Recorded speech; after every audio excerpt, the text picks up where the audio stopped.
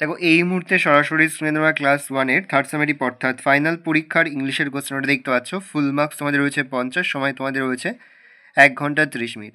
তো একে থেকে প্রশ্ন রয়েছে, নিচের ছবিগুলির ইংরাজি নাম দেওয়া আছে, বাংলায় তাদের নামগুলি লেখো। প্রশ্নের মান রয়েছে 3 করে 3 গুণ 6 সমান সমান 18। প্রথমটা বি মানে মৌমাছি, জিপ মানে জিপ গাড়ি, সিড মানে বীজ, কুইন মানে রানী, ট্রি মানে গাছ, আর বুক মানে হচ্ছে বই। তারপর যে 2-এর দাগে দেখো, নিচের ছবিগুলি দেখে শূন্যস্থানে ই বসাও। দেখে নাও, প্রশ্নের মান রয়েছে তোমাদের 3 করে 3 গুণ 4 সমান সমান 12। ভালো করে দেখে নাও। তারপর কিন্তু তোমাদের 3-এর দাগে রয়েছে, নিচের ছবিগুলি দেখে শূন্যস্থানে ও বসাও। দেখে নাও, B double K book, S P double N spoon, H double K hook, আর এম ডবল এন মুন। তারপরে ছবি দেখে তাদের নামের সাথে তীর চিহ্ন দাও।